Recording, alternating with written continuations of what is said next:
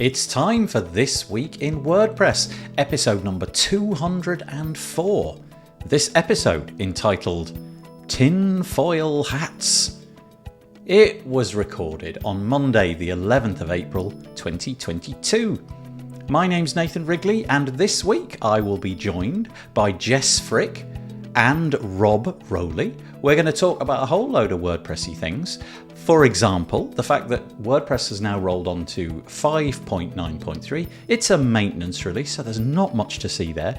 We also talk about the fact that the contributor panel has released a video, a Zoom link, which is where they did for over 120 guests during the week last week, showing what WordPress 6 will be like. It's a new initiative and it seems to have been fairly well received. There's also some WP drama that we spend some time on. WordPress.com changed their pricing and tier structures during last week, and there was some flack from the community because things seemed to go down in terms of the amount of resources that you could get, so they addressed that later in the week. We get into that. Flexbox containers are now available in Elementor. If you're an Elementor user, you'll be delighted about that. Some lovely additions to JetPack. You can now get QR codes and free images from the Openverse right inside of JetPack.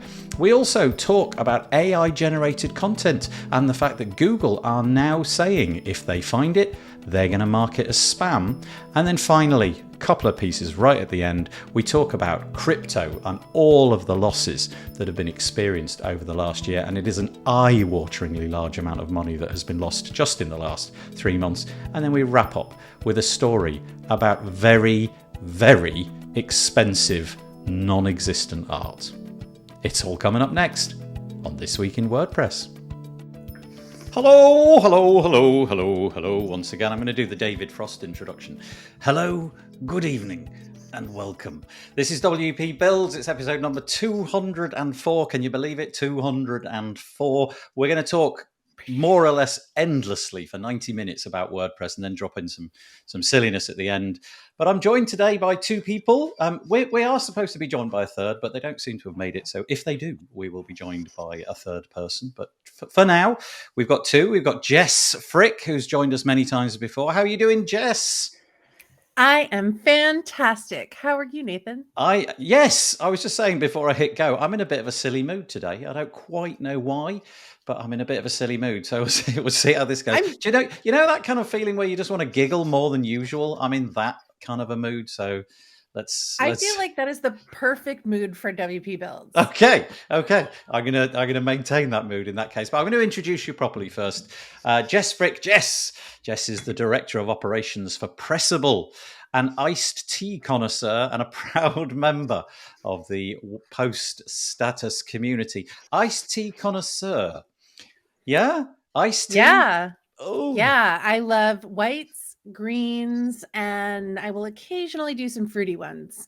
But yeah, I know that you guys are all about the English tea. It's a bit much for me, but I do like it when it's got that lavender undertone. I can't say that I've ever had iced tea. I've got to admit the idea kind of it makes me feel a bit queasy, but Really? Oh yeah, it's got to have milk and be hot, basically. Oh wow. Okay. Well, if Ted Lasso's to be believed, it's all garbage anyway. So tell us about Pressable, though. I know that you've been there for well, I don't know exactly how long, but certainly it hasn't been years and years and years. It's relatively recent. How's the experience going at Pressable? You enjoying that? I will say switching teams is always a strange experience. I'm like a new girl in a new land, but this is my second month at Pressable, and I am absolutely loving it. I will say getting to be a part of the larger Automatic team has been amazing. For those who don't know, Pressable is owned by Automatic, and we're the same people that, bring you WordPress.com and WordPress VIP. So learning to navigate in the larger Automatic world with this small little startup company has just been a really, really cool experience. Oh, that's really nice. 2 months in and you're still smiling. That's very, very cool indeed. Yeah. Yeah. So let's move on. Let's introduce our second guest. This is somebody that we've not had on the show before. This is Robert Rowley. Is it?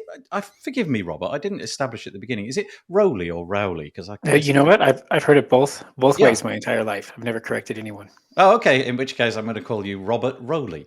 Robert is the security advocate for PatchStack, which is a company committed to helping secure websites running open source software. And he's passionate when it comes to sharing knowledge of web application and open source security concerns. Anybody who's been following the WordPress security space for any length of time will probably remember that PatchStack rebranded, I'm going to say like 12 months ago or something like that, from WebArcs. And if you're interested, I did a podcast with Oliver Sild, which Robert actually featured in, because we talked about the non-rebuttal article that you wrote, which was quite good. That's over on the WP Tavern website. Anyway, Robert, a real pleasure to have you with us. Thank you. Anything else you want to share before we begin about PatchStack? No, you covered most of it. I mean, obviously, check out the earlier episode to get the more detailed details. But yeah, PatchStack runs the PatchStack Alliance, which collects. It's basically a bug bounty program, which gamifies reports for vulnerabilities in open source software. Right now, we're focused on the WordPress ecosystem because we see a need and it's the biggest market. And yeah, we've been wildly successful in the last year to collect a lot of vulnerabilities, but it's not about the vulnerabilities. It's about getting that information to the developers so the developers can patch their code. We're committed to actually securing the infrastructure and the ecosystem that run basically everything WordPress. Thank you very much. Thanks for joining us. And hopefully, after this experience, you won't feel so bad, and you'll want to come on again. That would be lovely. A couple of things just before we begin. A few bits of housekeeping, if you like. The first one is, I'd really appreciate it if you've got this on a second monitor or something, and you've got Twitter or Facebook open. Why not spend 4 seconds of your life copying and pasting a URL? Go to wpbuilds.com/live, copy it, bang it in Twitter with something along the lines of "I'm watching WP Builds. It's the best thing ever," or submit any form of exaggeration into that sentence and hit return, and let's see if we can swell the audience a little bit. Really appreciate that. If you want to make comments, feel free to do that. Just one little caveat: if you're on the Facebook side of things, then you will need to go to a particular URL. Let me show it for you. It's chat.restream.io/FB. Otherwise, you come through all anonymous, which you might want, but then again, you might not. But if you don't want to be de-anonymized, that's fine. Maybe you could write your name in the comment or something like that. It just helps out a little bit. That would be lovely. Write your questions and what have you. I can see a few of you have posted some comments already. Courtney's tea plus sunshine equals flowers, or something like that. Rob Cairns, fellow podcaster. Good morning, everyone. Hello, happy Monday. He's sending some coffee. Elliot Sowerby, who's just down the Sowersby, I should say. Sorry, Elliot. He's just down the road from me, actually. He's saying hello. And Lana. Lana's a new name to me. Lana Miro, or Miro. I apologize if I got that wrong. He says, she says, he says, don't know. Hey, you guys. And who's this Nikhil. one? Nikhil Chowdhury. Have I said Chowdhury right? It's just saying hello. Yeah. Nikhil's from Pressable. Oh, nice. We have members of the Pressable crowd in the audience. Is that because you went and copied and pasted that URL into It Twitter? took 4 seconds, Nathan. It took only 4 seconds. Do you see how easy it is? There's no excuse. And Paul Bedford, greetings from the slightly damp South Africa. Oh, I'm sorry to hear that. Yeah, I live in Great Britain. I'm well accustomed to the word slightly and damp. We know exactly what that feels like. But thank you for joining us. That's really cool, Paul. Thanks. Let's share the screen. First things first, this is us, wpbuilds.com. Let's not waste any more time on that. But that's our website. We've got menus at the top and all sorts. And if you click on the menus, you go to other pages and there's things on those pages. But you can figure that out for yourself. I am just going to start off with the fact that WordPress 5.9.3 maintenance release came around. This sort of snuck in over the last week or so. Hopefully, with these maintenance releases, you have enabled your WordPress websites to kind of update themselves automatically, so you didn't have to go in and do anything. I typically get the prompt email. That's very often the first sign that I know it's happening. And then I get one, and then a few minutes later I get another, and on it goes for a couple of hours. And 5.9.3 came around this week. It was a maintenance release, meaning it's basically bug fixes and there are 9 of them. I didn't know, Robert, with your security hat on, I didn't know if there was anything of great interest in there from a security point of view. I just wanted to mention it in case anybody had not bothered to update their sites. But Robert, was there anything meaty in there? I did not see anything security related, and they normally make it pretty clear when there's a security release. They don't. WordPress core doesn't hide those things. Yeah. So that's me basically just letting you know that has happened. But hopefully you knew that already. So let's move on to the next one. This is over on the WP Tavern. Sarah Gooding. We're going to feature a few bits from the Tavern, as we most often do. It's very often a podcast where we just talk about things that are on the Tavern, and there'll be a bit of that today, I'm afraid. Sarah Gooding wrote a piece on the 7th of April. She called it WordPress Contributors Host 6.0 Walkthrough. Now, I don't know if this is a first or if they've done this before. I feel like it's a first. It feels to me, ever since WordPress 5.0 came around, and let's rewind the clock. We're back in, what was it, 20-something, and WordPress 5.0 came around, and into that release of WordPress was Snuck Gutenberg. Well, it wasn't Snuck, but you get the point. Gutenberg came along, and a lot of people at that point felt that the communication had been poor from the team who were releasing these core updates, especially the point releases, 5.0, 6.0, and so on. And there was quite a lot of soul searching, I think. People like Josepha Hayden Chomposi, who's the executive director, she made it very public that she wanted to know how things could be improved. Off the back of that, over the last few years, we've had people like Anne McCarthy doing the full site editing outreach program and what have you. And then this popped up, which I just thought was a really curious and bravo, actually, is what I'd say to this. It looks like we had a Zoom call last week, and it does actually say, look, there it is. It says right at the top, first of its kind event.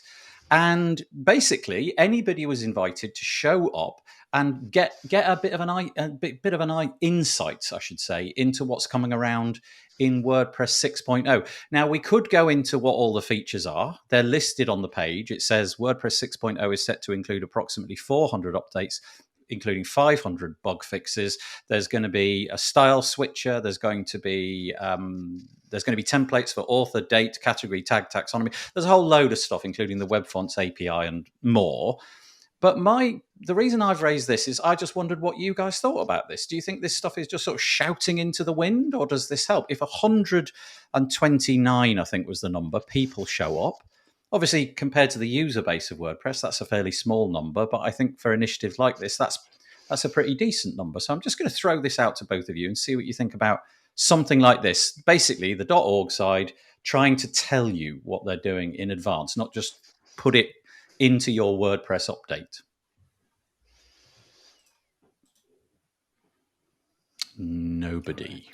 No one. I can say.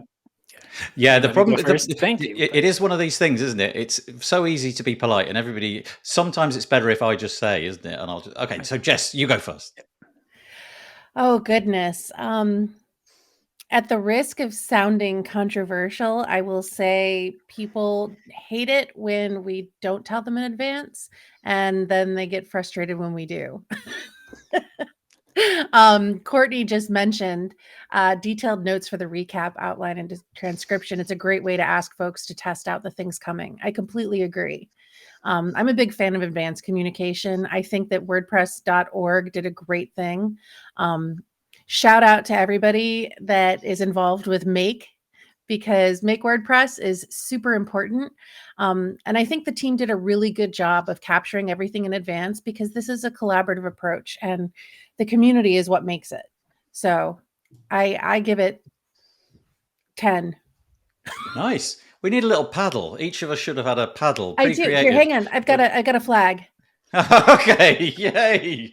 Way to go! Make WordPress team. I'm just going to hold up 10 as well. Yeah, thank you for that. That's an interesting insight. And Robert, what's your thoughts on this? Yeah, well, I mean, security is where I come from, and communication with security is key. When anybody I've met in the past that has tried to handle security issues in the dark, it comes back much worse, almost always. So in this case, obviously, this has nothing to do with security. This is all features and new things like that. But I think it's just so critically important to communicate what the changes are. And I know the WordPress team has done that in the past. I've seen it with 5.0 and the releases prior. But To do it, you get to go even more and try Yeah. to push further, like having Zoom meetings, having people there. Yeah. It allows a time and place. Like, we can all have this chat right now, and then we're going to go move on with the 6.0 release. Yeah, I've got to say that's kind of the point, isn't it? It was an interactive call where people could watch what was happening on the screen and obviously join in the chat and what have you. It would seem, according to Sarah's reporting anyway, that they think it was a success because I'll just put the quote back up, and I can't remember who said it. It looks like it was Dan Shoshchin said that they're considering making these types of live product demonstrations more frequent. And I'll quote, based on the positive experience among the panelists and attendees, I believe it is feasible that another walkthrough could take place closer to the release date, as well as become a regular part of the communication cycle for future releases. I've got to say, I would far rather watch something than be a part of a difficult to follow Slack channel that I was personally unable to be in 24/7. So this type of approach, I'm not denigrating anything, by the way. I'm just saying this just works for me. Obviously, I like doing video. I like consuming audio. Those kind of that kind of makeup works for me. So yeah, thank you. Courtney said in the comments here, she said detailed notes for the recap, outline, and transcription. Okay, thank you. It's a great way to ask folks to test out the things coming. That's good. And then she's responding to you there, Jess. She says, so true about how people receive the news. Let's keep telling folk and directing them through testing and how to log feedback proactively. Yeah. I also feel that like it taps into the younger generation a bit better, the YouTube generation, who certainly my children would rather watch than read. I don't know if that's ubiquitous across the planet, but it feels like they're really into watching tutorials, not necessarily reading tutorials, but that could just be my little enclave of the world. Right. Okay, that was the first piece.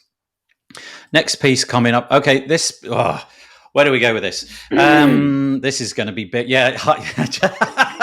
for those of you not watching this, Jessica literally just hid. This is, in fact, I've got 4 stories covering the exact same story. We won't dwell on them all, but this is just part of a growing business, right? I am genuinely not here to bash anybody, but it's a story. It came out this week and it's definitely newsworthy. So 4 pieces. First one is over on WordPress.com. So this is not about your .org. Nothing for the next 10 minutes or whatever is about the .org side of things. This is all about probably, let's say that there were some missteps last week in terms of communicating the pricing of .com websites. I do not have any .com websites. That's just my thing. I would rather spin up a server and plonk some .org goodness on there. But lots of people do. Many, many millions, in fact. And on certain levels, you can have WordPress.com website absolutely free. You don't have to pay a single penny. And then you might pay a little bit more and you get more features, and you pay a little bit more and you get more features, and a little bit more and you get more features. Well, at least that was the way it was always done until last week, when the pricing basically went to one plan. And they describe it in this article as introducing WordPress Pro, one plan, infinite possibilities. And I'll just quote, it says, hello, Pro. One thing heard over the years was how hard it can be to choose the right upgrade plan when you're ready to scale up from free. WordPress Pro radically simplifies that decision by rolling the very best of managed WordPress hosting into a single affordable plan at just $15 per month, paid annually. Okay, that sounds great. But what wasn't really necessarily communicated here was that if you previously had a WordPress plan, you could pay significantly less. I think it was around the $4 mark, and you could get 3 gigs of storage. And as far as memory serves, you had no caps on bandwidth. Whereas what this new tier does, it's $15, which, in terms of WordPress hosting isn't astronomical. I could certainly point you to lots of things which would be more expensive. But your allowance on the free plan has now gone from 3 gigabytes down to 500 megabytes. So that has been sixth. Try saying that after you've had a couple of drinks. That has been made a sixth bigger And they've also put in some constraints on how many page views you can have. 10,000 visits was what was communicated. Now, you can imagine how well this went down. And it was quickly rolled back. Looks like lots of press in lots of different parts of the WordPress ecosystem got hold of this. And, WP drama, it all got flared up. Sarah Gooding wrote a piece about it on WP Tavern about the fact that the limits had changed and so on and so forth, and kind of pulled apart the pricing and the way it had been messaged, the fact that lots and lots of different plans had now been rolled into one plan, and the fact that it's all very well saying that $15 a month is an affordable plan. I guess that depends where you live and how much money you've got in your back pocket. So fast forward a couple of days, and this is what you'd hope, right? If there was a furore from the community, rather than isolating yourself from it and saying, nope, that's what we're doing, they decided to modify things. So they've doubled or thirded, depending on which way you look at it. They doubled the storage from 500 meg to a gig. Bear in mind, that's still a third the size that it was previously. If memory serves, they've taken away all the constraints in terms of page views. But anyway, it looks like this was a bit of a PR cluster, shall we say, last week. And I think that's about as much of it as I can say. So I'm going to hand it over. And were you insulated from this, Robert? Did this affect you? Were you in any way? It did not affect me in any way. No. Aside from reading a few articles, I mean, yeah, all the points you made were exactly what I read, and I agree with. Yeah. A lot of it comes down to where you are. Is $15 too much or not? Yeah, because if you are on the $5 plan and you were very happy over there, one massive caveat. Sorry, I should have said this right at the beginning. This is not for old users. This you are grandfathered into what you had, which is very important, and I should have said that at the start. This is if you are now making a new website. So anything that you've already got, you can stop worrying. You're not going to have to dig into make your pockets slightly deeper. You're fine. But if you want to make a new website, then you will need to dig a little bit deeper, possibly. Jessica, I don't know how you've been riding this during the week. I don't know if this has been a news feature in your cycle. I expect it has, possibly more than Robert and me. Well, again, Pressable is a different brand than Automatic, and so Pressable plans haven't changed, but I can tell you that we obviously support our family over at WordPress.com. Rather than make my statement, I'll just repeat something that said, we've hosted countless millions of free and traffic for 17 years, and we want to do so for 17 more. And that means it needs to be sustainable.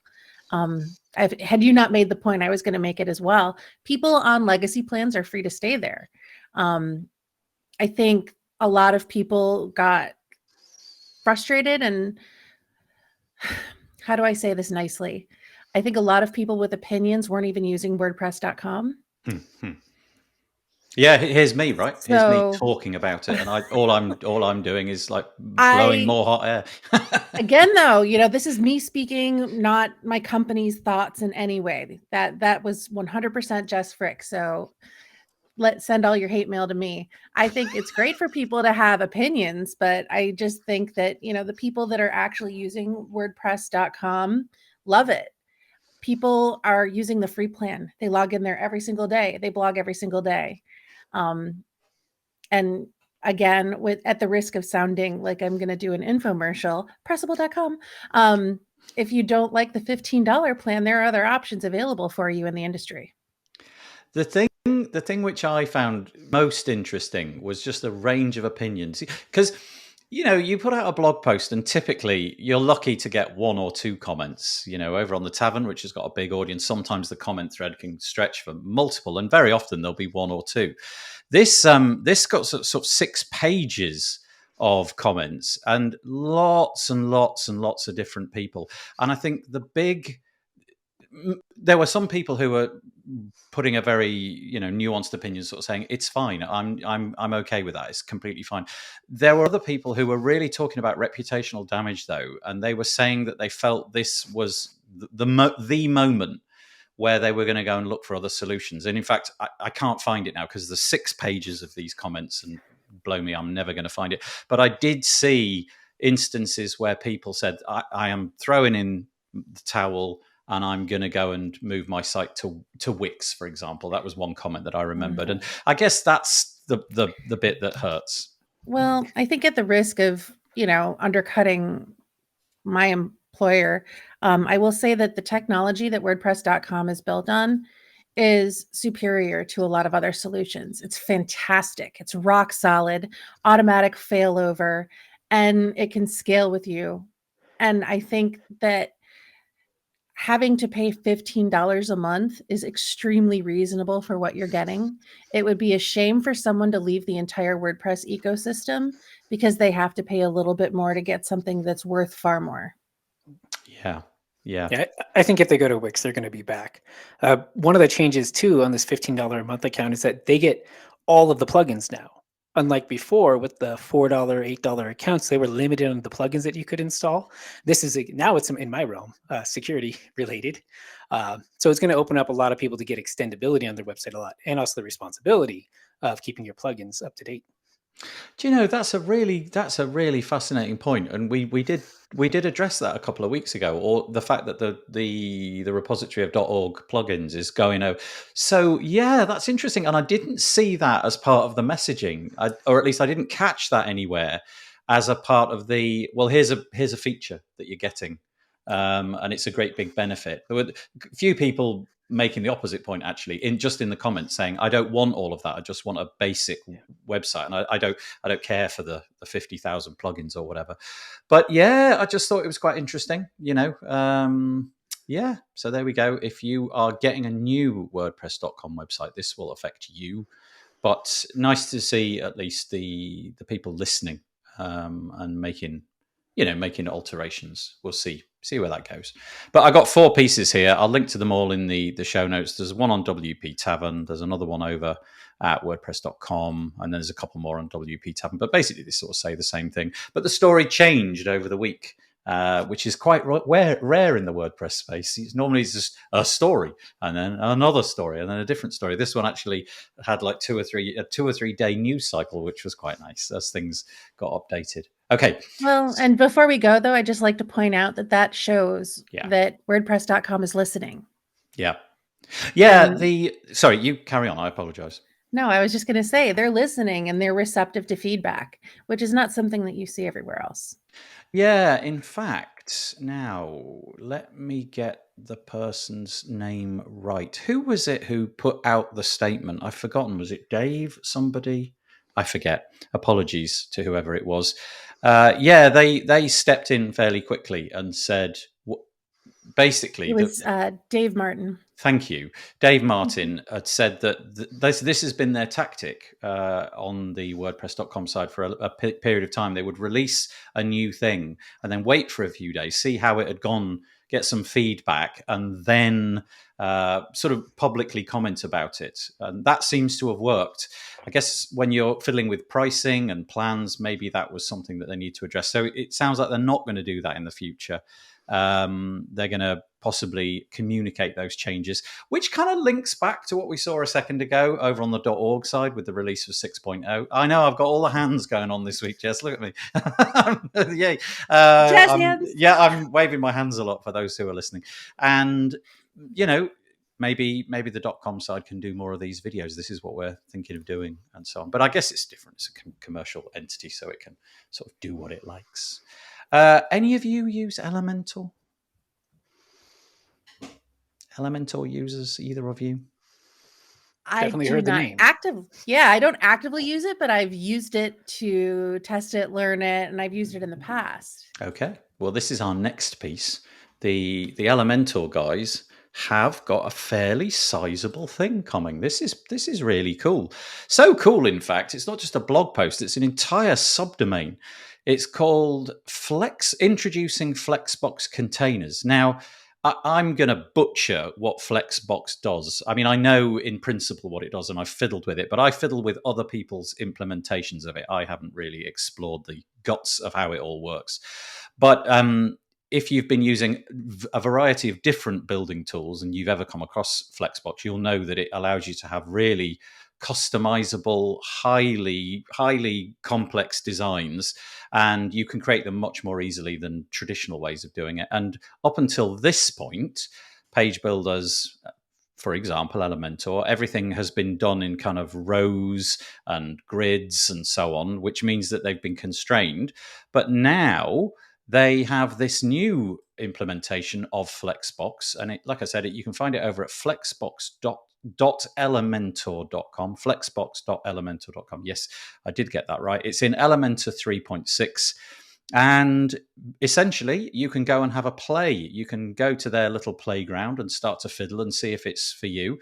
I don't know in terms of when it's going to be released or any of that, or if you're going to be able to just one-click import your old designs, or if you're just going to have to suddenly move everything over to this. I don't really know. But anyway, there it is. I just thought I'd raise the awareness for the community that Flexbox has come to Elementor. And no doubt if you're a hardcore Elementor user, this will be of great interest. But maturation of a blooming massive tool. This is 10% of WordPress last time I looked. So it's 4 million websites. Sorry, 4% of the web allegedly is using Elementor, which is a pretty astonishing claim. So again, let's go with Robert if he's got anything to add. Perhaps he doesn't. No, I'm not a designer. But I did go through this page, and I think when you scroll down with it, it was pretty cool. I have no idea if that's what if that's what they're actually doing. Yeah, I just like the videos. If there's one company in the WordPress space, and maybe Robert, you don't go to the Elementor press releases. If there's one company in the WordPress space who absolutely kill PR, it is Elementor. They just do such a brilliant job. Whenever they produce a video, like a video explaining their latest updates, it's done like in a studio. They've obviously paid to have pros and all the lighting and the proper cameras and everything like that. They don't muck around, but obviously I would imagine if they've got 10% of WordPress, 4% of the web, they've probably got fairly deep pockets. But Jess, anything on this? I just think it's cool to see how all of these page builders are advancing. I think when Gutenberg came out, everybody said it was going to be the death of Elementor and Beaver Builder and Divi. And that has not been what has happened. In fact, they're continuing to flourish. People are adopting Gutenberg and they're loving it finally. But I think that we're seeing a real revolution with this kind of stuff. Going back to the person you mentioned who wants to go to Wix, I think the future of WordPress is going to include more page builders like this that rival and exceed Wix. It just looks so nice, this. I mean, I've no idea what the sort of page load size is or anything, but it's like you say, Robert, it's just beautifully done, isn't it? There's so many little things happening on the page, lots of little scrolls and fade within the scrolls, and then images which get overlaid by other images. You scroll up. It's just beautiful. I think they've done a really good job. Anyway, shout out to Elementor users. Flexbox.elementor.com is where you need to be going to look into it all. Speaking of which, I didn't mention, but I'm going to. I'm just going to quickly type in a URL because Jess was just saying about page builders and all that. If you are into page builders, here's an event for you. It's called the Page Builder Summit, and if you know me, you'll know that I'm organising it with Anshan LaRue. It's happening, as you can see there, from the 20th to the 24th of June, so in a couple of months from now. And we'll probably have, as we have done before, we're finalising the speakers list at the minute, but there's usually about 40 speakers, something along those lines. And if you are into it, come and join this page. It's pagebuildersummit.com. Click on this button here, join the waitlist, and all that does is it sticks you on our waitlist mailing list, and we'll tell you when we've got some more information. We firmed up the speaker list and so on. If you're watching Nathan, this, it sounds amazing. How much do I need to save up to attend? Oh my goodness, Jess, it's a good job you should ask. It all comes at the price of free, nothing, no. That was beautifully done.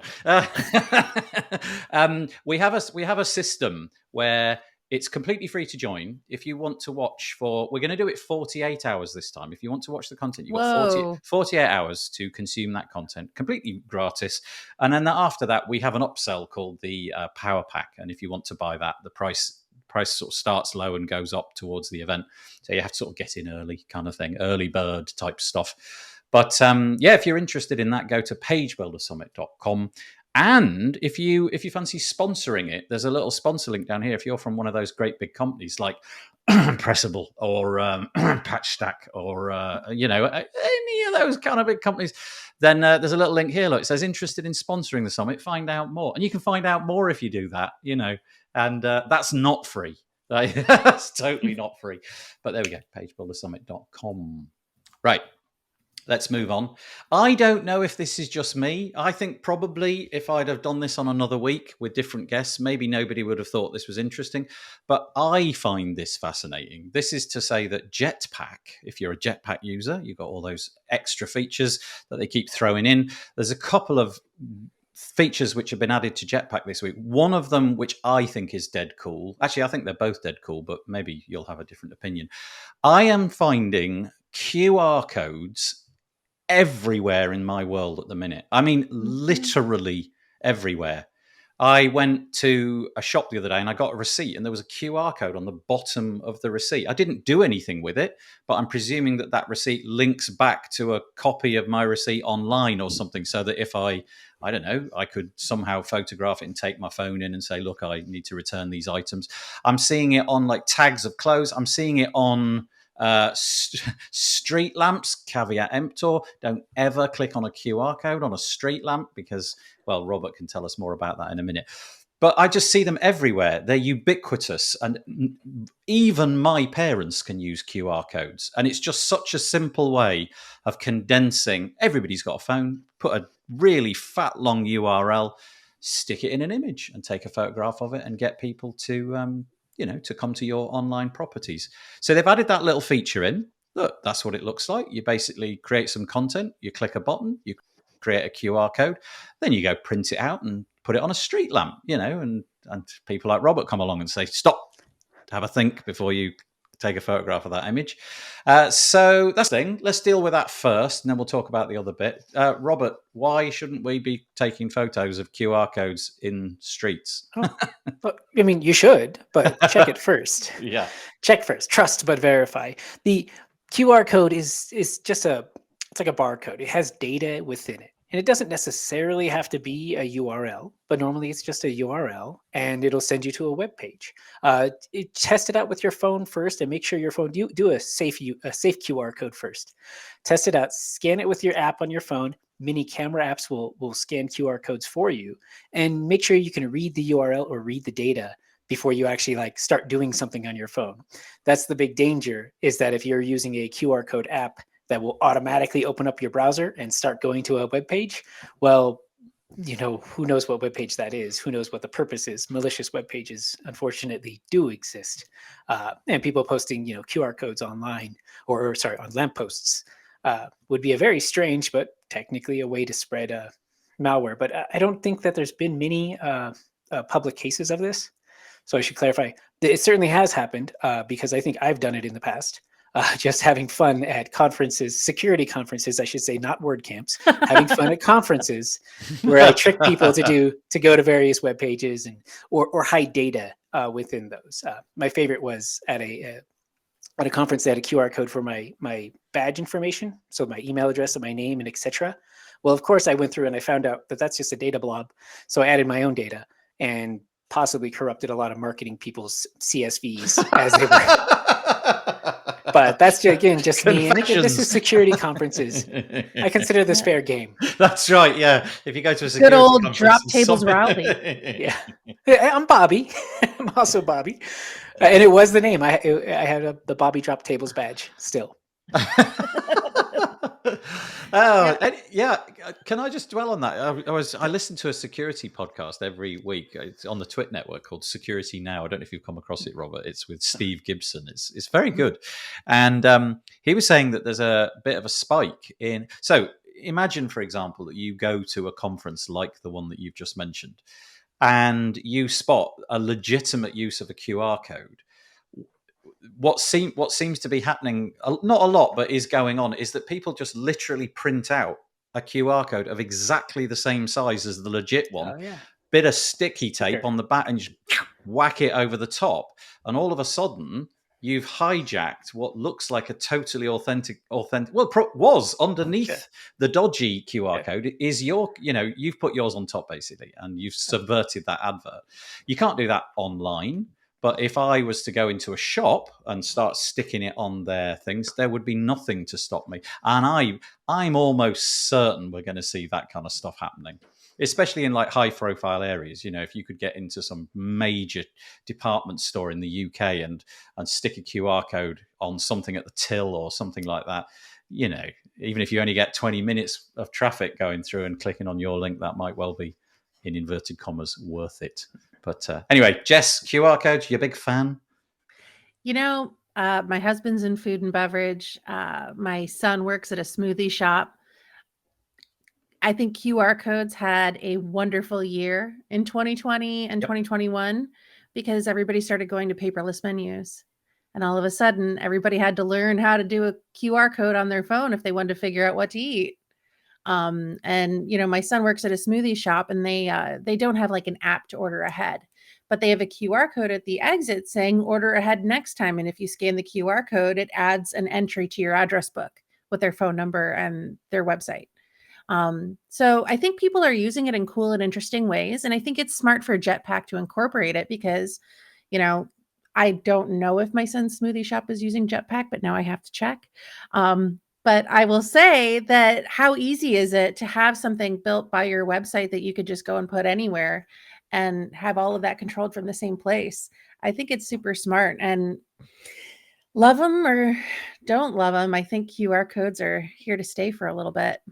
I saw a really nice implementation of it, and it was just, I don't know what it's like in the US, but basically when a house goes on for sale here, they stick a wooden post in the ground outside that house, and then there's this big sign. We just call it a for sale sign, and it basically says for sale. And typically it's got the number of the realtor, you call it. We call them estate agents. And the idea is that you phone back and you make an appointment to go and see it. Well, some clever person is now printing those boards with the QR code embedded in it. So it's not a sticker. It's actually in the print process for that board somehow. And so you can then just, as you're walking past the house, you can see what's on the inside. You can get directly to the photos. And I kind of thought, well, that's genius, because how many times have I walked past properties and thought, do you know, and then I forget. I like that. I want to know more about it. And then I just wander on and forget. Whereas if I'd had the chance to see inside and what is it like, what the room's like, what's the garden like, and so on. So I thought that was kind of cool. And I saw quite a few people doing it as well. And so it's definitely Did that replace the pamphlets that were there before? Like before QR codes, there were pamphlets on the site, right? Yes, that's right. So, and the pamphlets were always gone. Yeah, every time I look at a house, they're always gone. But a QR code can't get used up, so that's pretty we cool. never use that strategy in the UK, and I would imagine that the word precipitation is why we never had pamphlets, because it would within 24 hours just be a completely soggy mess of pamphlets. So yeah, we never did do that. But okay, that was point number one. QR codes, dead cool. I can imagine they're gonna just grow and grow.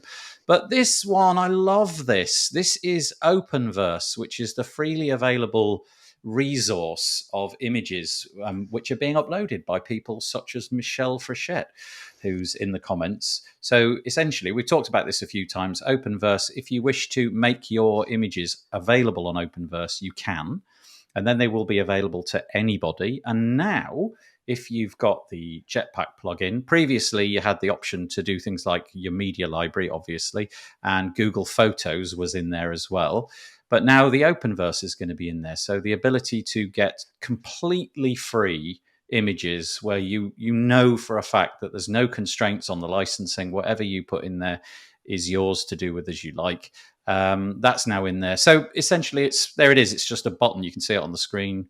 Select an image, pick Openverse, browse the resource. A little modal pops up with a search box. Do a bit of searching, click a button, and you're in. And I think this is absolutely brilliant. We talked on the show a few weeks ago about this, and we were thinking that maybe in the future, hopefully in the future, you will be able to make your own images in your own media library available on the Openverse at some point in the future. So basically, if you own a website, any image that you throw in there, you could toggle a button and say, can we make this one available against my name in the Openverse. So that's kind of cool. So again, I'll throw that out. Maybe we'll go Jess first this time. I just think it's a brilliant idea, Yeah. and I love it. And I love seeing photos from friends that I know, but they don't make a big deal out of who uploaded them. But Michelle's are in there, like you said. I have a couple other friends who've submitted photos, and it's just exciting. And I think it's, it speaks to the heart of WordPress. Share and share alike, y'all. Yeah, that's it. That should become the slogan. It's like democratizing publishing. Off you go. Share and share alike, y'all. I like that. Yeah, Robert, your thoughts? No, I mean, it's the same. I really do enjoy the fact that they built a platform, right? This wasn't designed. It was built. They're running the servers to maintain this network of these images are, Creative Commons. Anybody can use it. Share and share alike. And I think that keys into something that makes WordPress so powerful. Yeah, and the fact that it's totally free in your dashboard is, sublimely cool. So, JetPack, if you're a user of that, you've got 2 new fabulous features right inside your WordPress dashboard. Okay, let's move on. I just wanted to have a conversation around this. This is Justin Tadlock on the Tavern once again. He's talking about the fact that he's stumbled across this block-based theme called Grigora. I presume you pronounce that as Grigora. And he talks about the benefits of it. He talks about things that he likes, like it's got a built-in sidebar, which he thinks is cool because most block-based themes don't have this, even though it looks like most designers these days kind of do away with the sidebar pretty early on. But nevertheless, and he's managed to build himself a nice theme. But his point in this article is that he likes themes which don't do very much. I think he calls it like a starter theme. And essentially all it does is it provides you with the groundwork, and then it's up to you. So it doesn't come with bells and whistles. It doesn't come with, you can do portfolios, and we've already taken care of the CSS to give all your images rounded corners and all of that. It's just bare bones. It's on you to make it feel nice. So that was the conversation that I had to have around this. Do you guys, when you create your WordPress websites, do you go for a starter theme like this, which is really bare, or do you go out and hunt for a theme which closely matches the bit, let's say the industry or whatever it is that you want to do? I do what Justin does. I pick a bare bones theme. Something like GeneratePress works beautifully for me. It's got very little in terms of styling at the beginning, and but I have to do the work to make it look nice. So I was just curious as to which model you go down: fully featured theme or something bare like this. Let's start with Robert this time. Yeah, I'm definitely one of the bare bones. Like, I don't need the bells and whistles. In fact, sometimes the bells and whistles cause some problems. Yep. I don't like to have to update a theme for a security issue or something of the such. But the big one that I do is my favorite theme is the 2020s or the 20 series. I'd hate to say it, stick with the real basics. And I forgot which year. I think it was 2019 is like my favorite, or 2018, which is it's already simple and it's just it's all the basics what you need. And I start with that. And then if the site gets bigger, then I'll consider a more mature theme. Yeah, that's interesting. Yeah, Jess. So mine's a little interesting because I worked for Studio Press for so long. I am a believer and a lifelong lover of Genesis and all of its themes. But as far as this block stuff goes, I love Frost WP. Yep. It's another Brian Gardner release, and I think it's absolutely brilliant. Do I go hunting? Yeah. To the Genesis library. Yeah. Or to Frost. My website, it has a non-Genesis theme, but that's just because I saw somebody else have it on their website and I liked it, so I made it my own.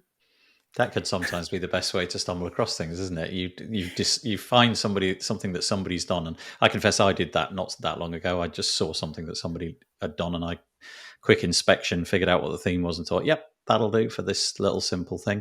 Is the Frost WP thing, if memory serves, that's a selection of block patterns, isn't it? Which you can then just chuck into whichever theme you like, but in your case, it would most likely be a Genesis-based theme, right?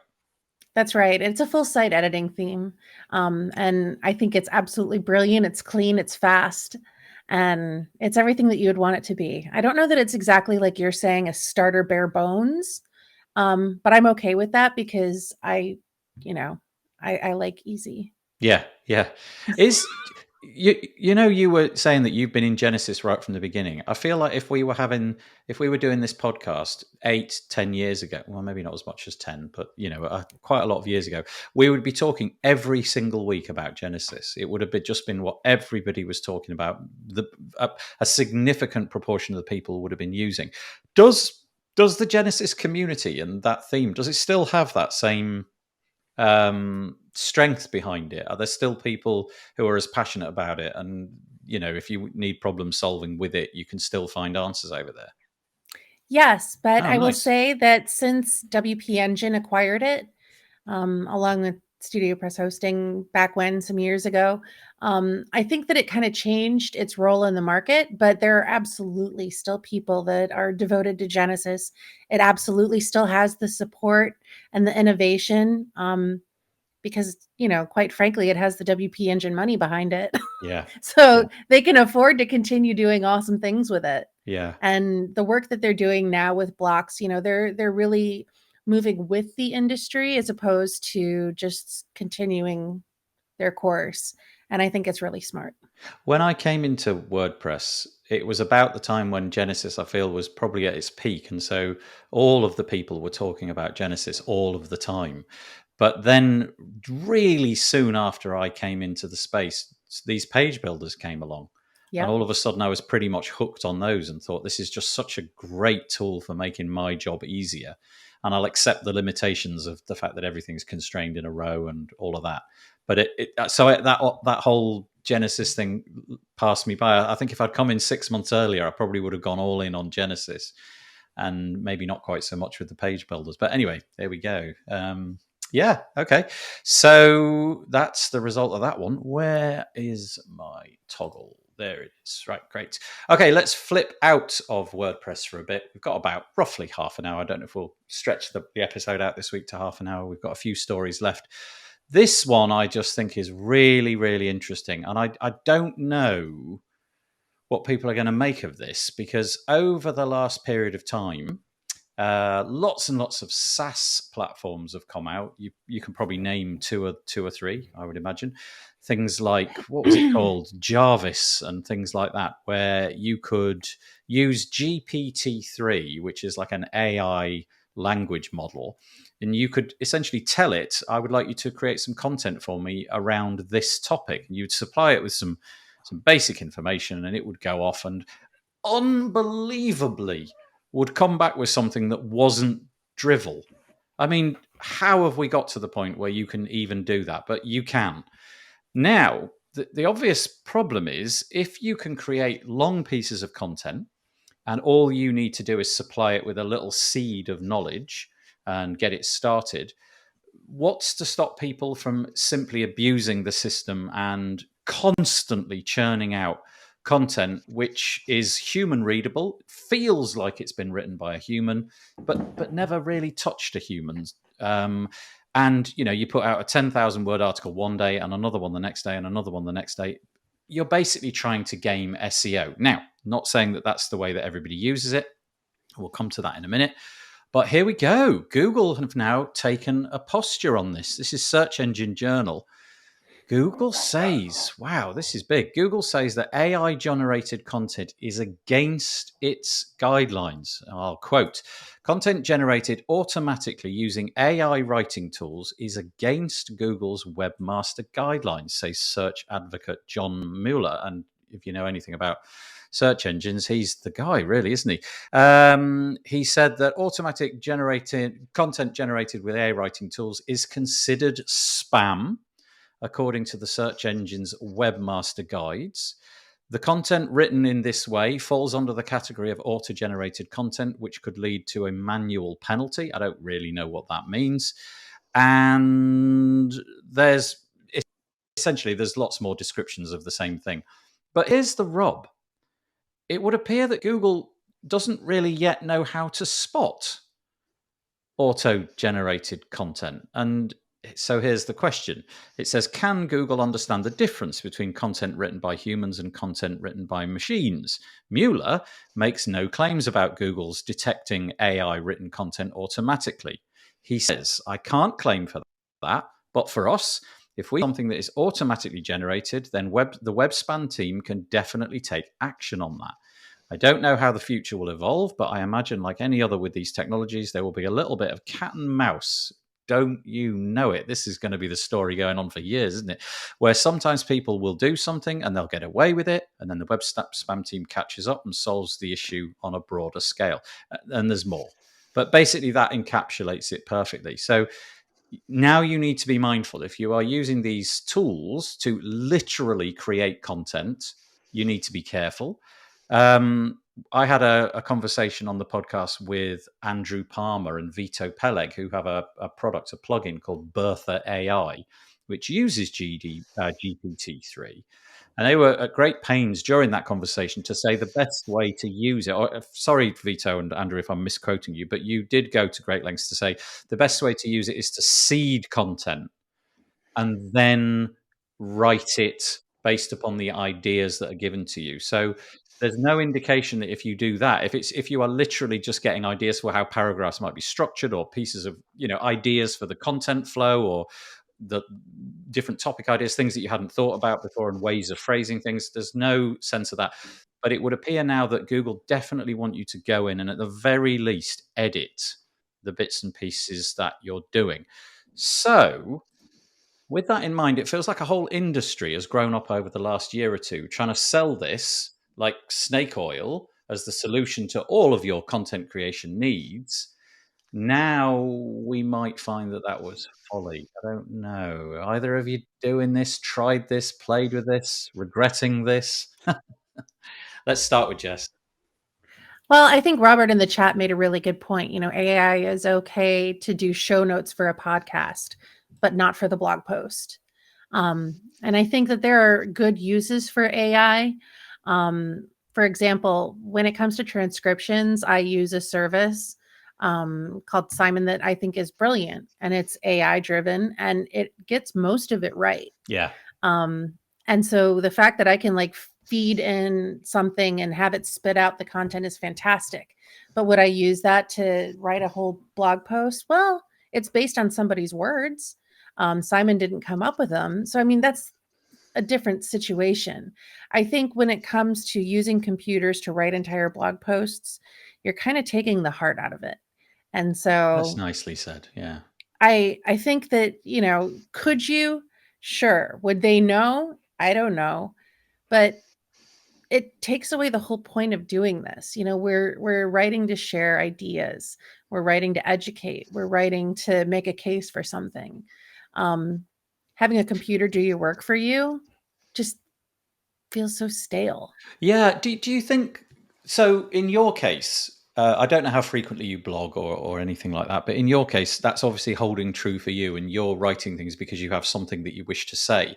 I'm just wondering, on the sort of slightly darker side of the web, if you like, where people are literally writing to game SEO in order to drive traffic, in order to then show you a banner ad for something, you know how it goes. That concern doesn't even exist. And I guess my concern is that if this stuff is being pumped out at a rate which only a computer can pump things out, is the internet just going to become so deluged with content that it's going to become almost impossible in the years to come for Google to give us anything meaningful? Because really all that rewind 10 years when all you had to do was click right in the footer of your website, tons of keywords, make it the same color as the background color was the same as the text color, so it was invisible. That was enough. You could do it, and Google would be like, oh, look, loads of content there. That's great, and rank you. Now they've gotten much more clever, but now you're pitting Google's AI to spot the fraud, the AI content, against the AI content writing machines. So you've just got AI content being read by Google, being created, and it's just this tennis of, oh, look, more hands. It's just this tennis of, AI gets better, Google has to catch up. AI gets better. And in the meantime, the entire enterprise of the internet gets flooded with stuff that really nobody wants potentially to read because there's been no human in it at all. A couple of thoughts on what you just said. Number one, Google's not the only search engine. Thank you. Yeah. But number two, for me, it's a moral thing. Yeah. Not everybody lives by morals. That's why they call it black hat SEO. But number 3, there are entire teams dedicated at Google and some of these other places to ensure the best experience possible. And I guarantee you they're going to figure out a way to find out how they're doing this. I wonder how they're going to figure that out. That must be such an interesting puzzle to unlock. Probably some Bobby Drop Table's friends over there. I don't know. Yeah. Any thoughts on Don't this? Transcribe that. Robert? It's really interesting.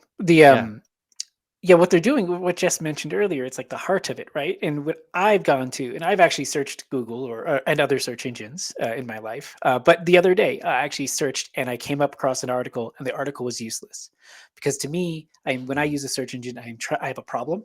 I'm trying to research information and I'm trying to find solutions. And when the article is just telling me, it's just regurgitating this basic information, it's useless to me. Maybe we see this mostly on like the recipe websites, right? Like I want the recipe, and the good recipe websites give me the link right away. They don't force the ads on me.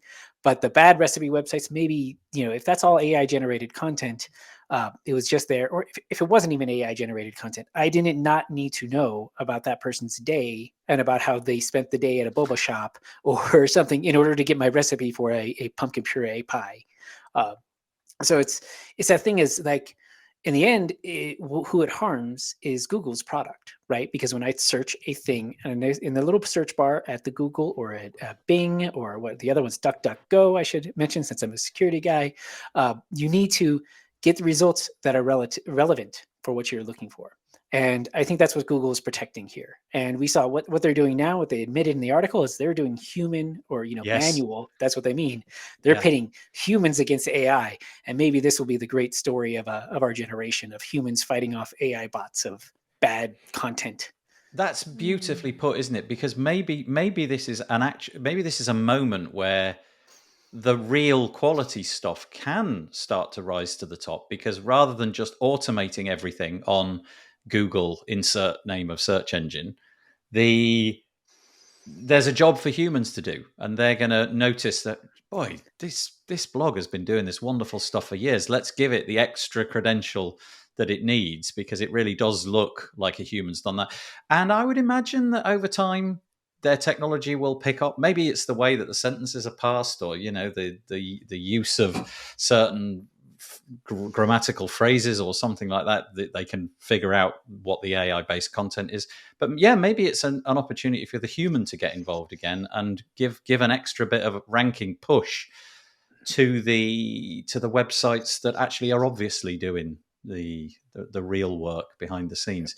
By the way, don't know if you've come across this one before. New search engine for you, which I've now flipped over to. I've been using DuckDuckGo exclusively for about 2 years. And then the other day, I came across a new one. I think I mentioned it on last week's episode. And it's a search engine created by the guy who created Manage WP. And it's called Kagi. And you spell it KAGI.com. At the minute, you have to join a wait list, but I joined the wait list and it took about 2 weeks. And it is in beta, and it's going to be paid for search. You're going to have to pay them every year to be able to use their search engine. Do you know what? On the basis of what I've seen so far, I'm going to pay them, because there's no commercial interest apart from the ability to make the search better and better. They've got no thoughts about advertising. They're just going to work on a paid for model. And I just think that's really ingenious. And I'm a heavy user of the internet. I imagine that for the vast majority of people, that would be really the kind of money that it's no way are people going to pay for search. But if they can get 10,000, 100,000 people like me who are heavy users of the internet and see the benefit in paying, who don't want to see the ads and who don't want something that's designed just for you on a Wednesday because last week you looked for, I don't know, soap or whatever it might be. It's just the search. It's what we give everybody else. that one. Anyway, Kagi, KAGI.com. And I don't know if either of you two are looking at that page. Is it still on a wait list or? Yeah. Yeah. Okay. Yeah, it took about 2 weeks, and so far, brilliant. The only downside is the image search isn't quite as good yet. You get a few, maybe 24 images instead of the more or less endless amount of images that you get with something like Google. But yeah, paid for. Maybe they need to partner with the Openverse. Yeah. He's got a WordPress background, doesn't he? He knows his WordPress stuff. Would you guys pay for search? Tricky, right? I think I would definitely sign up for it like you did and Yeah. see what the quality is. Because, like I said, I've searched Google and the results have been not quality. So if I'm seeing quality, I don't mind paying a couple of bucks. I don't know what the price is, but I'm sure after I sign up for the beta, they'll tell me. Yeah, well, they're not even at that point yet. They're still, I think they're just basically seeing what people are up to and how it works, and they're trying to optimize it. So at the minute, if you get through the beta hurdle, you basically have it completely free. And as far as I can tell, it's lightning fast. It gives me exactly what I want. For the typical arrangement of searches that I do, questions and so on, and also just searching for particular websites, it gives me them in more or less the exact same order that Google would do. Slight variation, but usually what I want rises to the top. But maybe if I was asking it complex questions or asking it to translate, I don't know, one currency into another, or figure out what the weather is in Colorado on the 24th of June or something like that, maybe it'd be less good at that. But for the basic web search, it seems to be fine. What about you, Jess? Would you reach into your pocket for search? It's become free, right? It's free. Well, it's free. It's not free. We're the product. Exactly. And it reminds me of, all this AI talk reminds me of one of my favorite shows. I watched every episode. It's called Person of Interest. Now off the air, but it largely talks about what happens when AI becomes its own entity and what it can do. And, the fact that we're even talking about this right now, I wouldn't be surprised to see certain things pop up on Google for me. Just like, the other day I mentioned something about a specific shoe. And all of a sudden, Google on that recommended stories list shows me that specific shoe. It's listening, it's watching, even if I don't type something into it. And so would I pay to have, all of these things that are listening to me not get the reward of me buying stuff?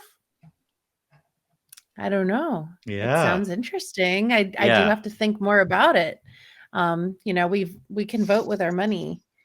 And I think it's like, to me, the whole tracking on the internet, there's no big thing. There's no big concern that I can point to, but it's like death of 1,000 paper cuts.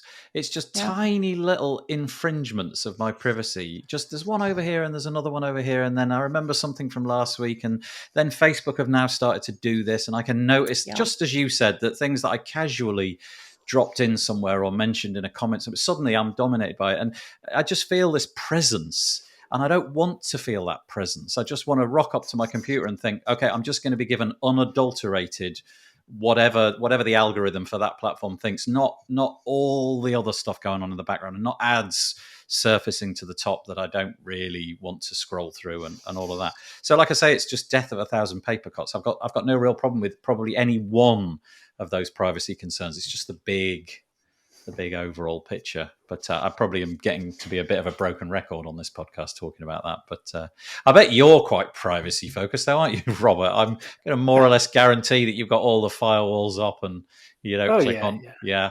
Privacy is a huge thing.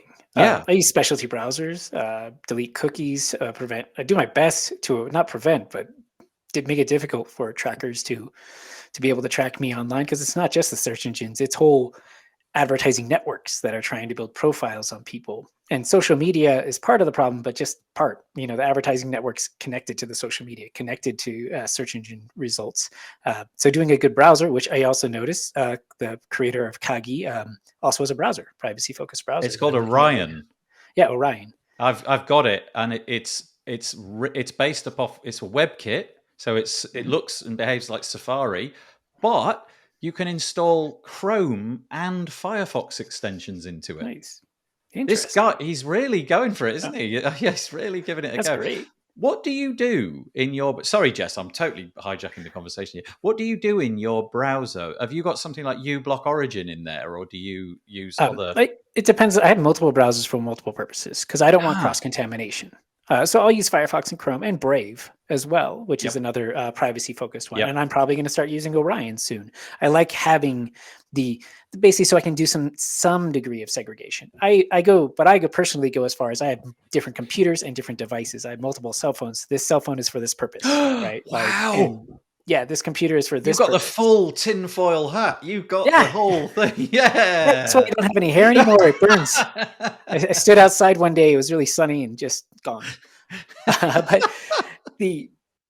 But yeah, it's not that hard to open up different browsers for different purposes, and it's really important because I used to be director of security and privacy concerns at companies, and I would tell support representatives, especially like your support tickets and the browser you use for your support tickets and interacting with your customers' websites, especially if they're complaining about a compromised website, like you've got to segregate that from all of your work-related stuff because something really bad could happen. You know, they could, if that browser is out of date, they could break the browser or break the sandboxing the browser has, and then start getting into, you know, your other tabs, or reading your cookies, right, your sessions or things like that.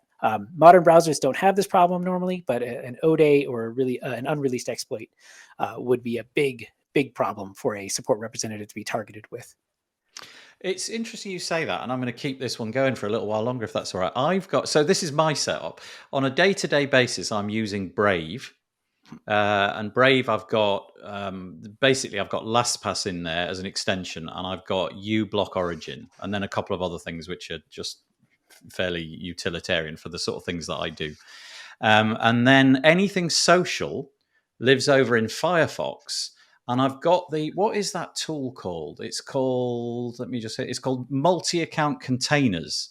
So there's an extension made by Mozilla, which sits inside of Firefox, means that every time you open anything that connects to Facebook, it will open in the Facebook container. So if I right-click and open in a new tab, it won't just be in everything Facebook is in a Facebook container, everything Slack is in a Slack container, everything Google is in a Google container, and it will automatically switch those on. So Facebook is contained, I hope. And then I've got Safari for other things, just like you said, my work-related stuff and anything which I use for like paying for stuff, that's over in Safari. So I'm like you, I need a tinfoil hat. I don't think it'll fit on my slightly white hair, though. But it's okay. They come custom size. It's pretty easy to make a video tutorial. That's fascinating that you do all of that. I thought I was the only one. That's great. Are we mad, Jessica? Do you do any of this, or a bit overkill? I've been a paying member of EFF for years, so good for you. On one hand, I hear deleting cookies, and you know, I sell things, so obviously my heart's like, oh, not you too. But on the other hand, I'm like, yeah, you go. Yeah. Because I know we're not using it for nefarious purposes, but you know. Yeah, I have a sort of hygiene thing going in which in every browser, typically about once a month, I'll just clean everything. I use the destroy everything from all time and just go for that, and you know, hope that LastPass keeps the passwords, and I just log into everything once again, and I find that to be quite useful. There was a period of time where I was using Google Maps and allowed Google Maps to just track me everywhere, and I went for about 3 years allowing Google to see every step that I took. And about 2 years ago, I went through it all and looked. And whilst it was quite fun to look at it, I thought, I don't need to know that. And Google doesn't need to know. They don't really care where I was on the 14th of June in 2016. Yeah. It didn't really matter. So that all went as well. The good thing about Google, though, is that you can delete it. My understanding is that on the Facebook side, trying to get Facebook's claws out of your data is a lot more difficult. You have to go through many, many more hoops to actually delete your stuff. Anyway, we've got lost. We went down a security rabbit hole, and I am sorry for that. Okay, let's see. It was fun, though. Wait a minute. Yeah. It was fun. I can keep going. Yeah, if you guys want. We'll have you back. We'll have you back, Robert, and we'll just drone on about security endlessly. And both of us will wear tinfoil hats throughout the entire episode. And yeah, I promise. Okay, I'm going to miss the one about the. Actually, I'm not. I'm just going to put it on the screen. I'm going to put this one in the show notes, but go and Google. It's a BBC article. Go and Google or search. I should swap that term, shouldn't I? Go and search for researchers in Hong Kong create soft robot made of magnetic slime. Anybody who's watching this live, look, how is that a robot? What? It's literally like slime moving itself. I don't know what to say. It's very like, Terminator 2. isn't it? It is literally something out of a dystopian sci-fi film. You can imagine that stuff just multiplying and slowly taking. Look at it! Just look! It can roll itself up, and isn't that mental? Well, I think you were saying before the show that they're talking about putting this in people's bodies to like take stuff out. On the screen right now, they've literally sliced it up. They've cut it with scissors into multiple parts, and then they just pushed the bits back together, and it became whole again. And now it's kind of corralling, like sheepdog style, some little ball bearings across some. This is just eerie. Anyway, go and check it out, but don't watch it if you get queasy, because it is a bit like, oh, what is that? Let's go for this one next. We're off. We're off on a kind of tangent here, aren't we? More security related stuff. Crypto. Look at this as a grenade on the screen. Q1 crypto losses spike 695% on year following massive hacks. I genuinely don't get crypto. Right at the very start, I bought a Bitcoin for 80 cents. Managed to get a Bitcoin for 80 cents. About 2 months after that, I used it to buy a year of VPN service. And now it would be worth like $50,000 or something. I got 12 months of a VPN service. Woohoo! I did really great there. But that was my dalliance with it. I thought it was very clever and ingenious. But it seems to me, can anybody hear something? Is it just me? No, it's that BBC tabs. Once it had completed the video, it started another one and I could hear it in my headphones. It looks like everybody's getting into crypto, and I think in some cases, many people, maybe they don't quite understand it or they don't do the due diligence, and people are putting in things and assuming it's watertight and rock solid. But it would appear that lots and lots of money is getting lost into hacks. People essentially compromising the network. There's one here called Axie Infinity's Ronin network just last week. Lost it pains me to even say this number. Lost $625 million of people's money. I mean, what? Money or coins? Coins, yeah. But I guess at the time of writing, that was what it was worth if it could be translated. This stuff just bothers me. Do we want decentralized money? Is that an aspiration? I know it's quite cool, but I'm just not sure I want to be involved in maintaining the sanctity of my money and making sure it's there today and tomorrow and always in the future. I don't really want a key that can be stolen to be controlling my money. I want there to be bricks and mortar places where gold bullion is stored behind bars and all of that kind of stuff. What are your thoughts on this? Does this stuff scare you? Are you into crypto? I'm gonna guess, Robert, you know more about this than all of us put together. I'll let Jess go first if she would like. Yeah. Well, I was just going to say, on the upside, it's deregulated. On the downside, it's deregulated. I know that there are a lot of people who are big believers, and I think that there's an interesting future for this. But having seen firsthand what happened when my uncle died of COVID unexpectedly, he had not shared his wallet password. And everything in his bank is gone, and they will not share it with his family. Because, you have to provide certain sorts of identification and a picture of yourself and all of this. And because they can't do that, because, he's passed. Deregulated. It's gone. Yeah. So there's a lot of risk involved. And it's just, do you have the appetite for that? And are you a believer in this whole blockchain concept? I think the blockchain concept is cool, but Yeah. when it starts to be money and what have you. Anyway, sorry, Robert, I interrupted. Yeah, no, I gotta jump in there. I'm just holding myself back. So you gotta differentiate blockchain from the networks that are maintaining your wallets, right? If your uncle had a physical wallet, or if any of the users of this service that got hacked had a physical wallet that they were protecting their own keys themselves, then you're less of a risk. Part of the problem with Bitcoin and many of these finance networks or all this new basically money currency trading systems is I mean, they've always been hacked. Mt. Gox was one of the first ones. Yeah, I remember And that. back then it was millions of dollars. Nowadays it would be billions of dollars of various cryptos being compromised. But that was not a fault of the blockchain. That was a fault of the people not securing the wallets. And I think, what Jess brought up with deaths, that's a big thing because I dealt with death with my father. I was the executor of the estate and I had to go into banks and I had a hard enough time then, let alone trying to contact some online service that has no support representatives, and try to talk to them and convince them, please, here's a death certificate. There was a talk not too long ago. I mean, I also learned this when I was the executor of the estate. It's not hard to fake a death certificate. It's certainly illegal, but it's not hard. Sending some fraudulent documents could result in social engineering attacks again. And the problem there isn't the blockchain. It's the networks that are basically the banking or the website they're using to buy and trade your cryptos. So a lot of that comes down to is make sure that these services, if you're into that sort of thing, make sure they're really serious about security. This again, more eye-dropping. Eye-dropping, is that a phrase? Eye-popping, I think is what I want to say. Number, check this sentence out. There has been a loss in air quotes of about $1.23 billion across the Web3 ecosystem in the first quarter of 2022. Let me just read that again. $1.23 billion in the first 3 months of this year. And I know there's crime. There's always crime. But it seems to me, and this sentence sums it up perfectly. So this just sums it up.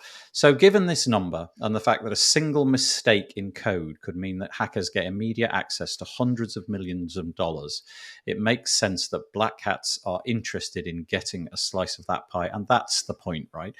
If there's an error in the code, you could have everything. It could just all disappear.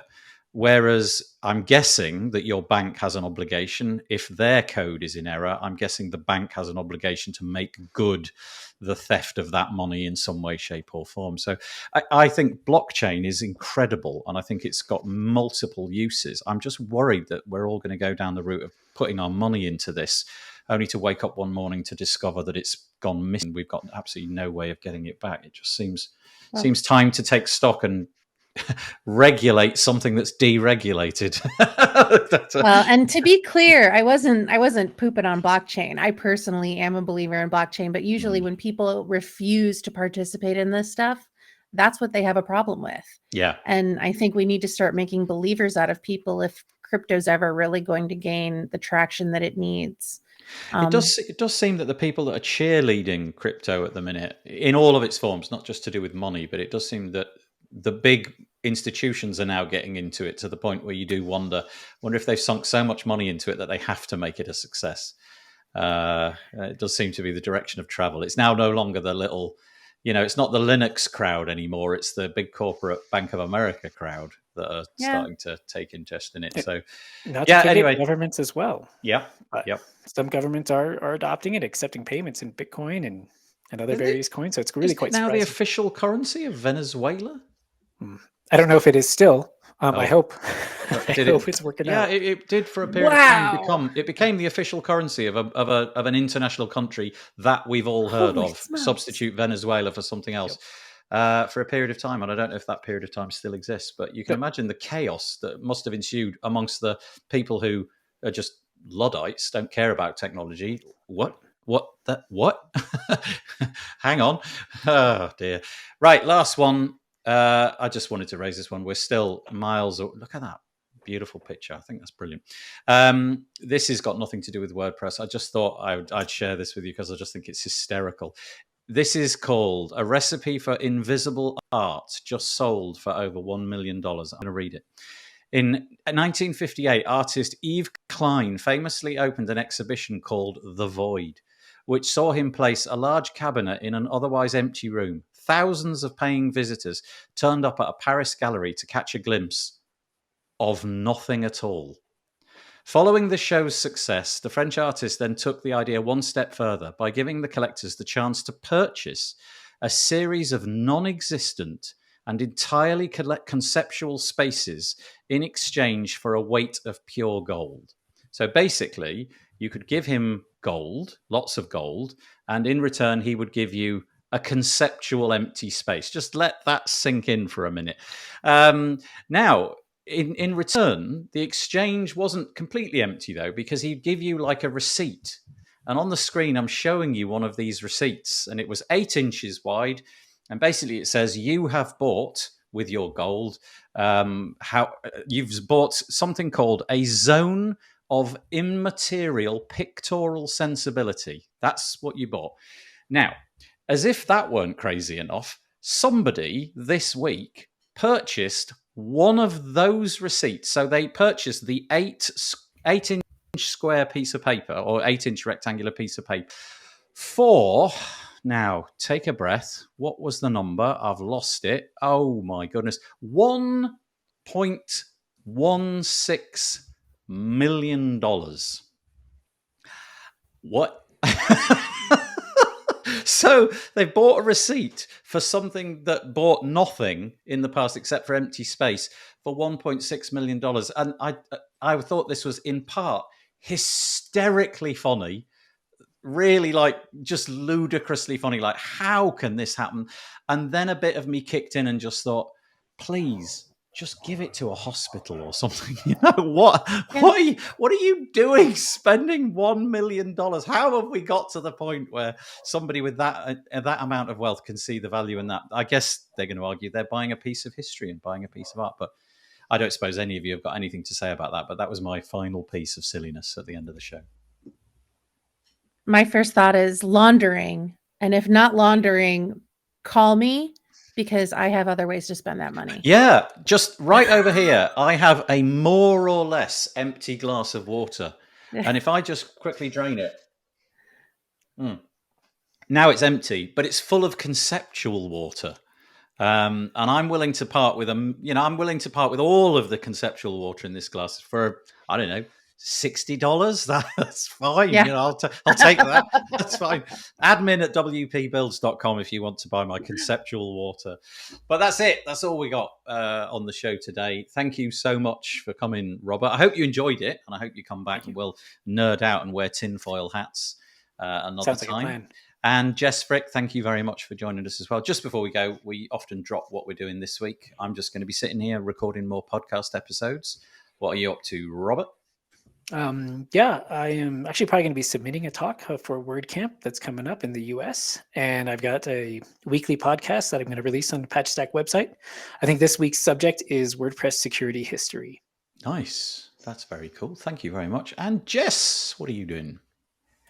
Lots of cool work. I'll give you guys a WP Builds only sneak preview. Oh, we love these. We're going to be releasing my pressable playgrounds. So it's not a free trial. We're going to give you a way to actually experience my pressable account without buying anything. So you can see how Jess, awesome it is for yourself.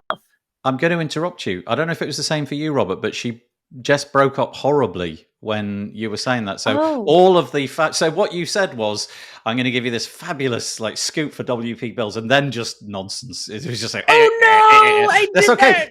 Just do it again. Just do it again. Jess, what are you doing this week?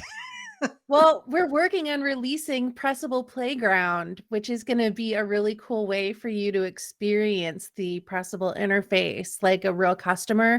You can set up sites and do all the cool things, try all the buttons, push the levers, and you don't have to pay a thing.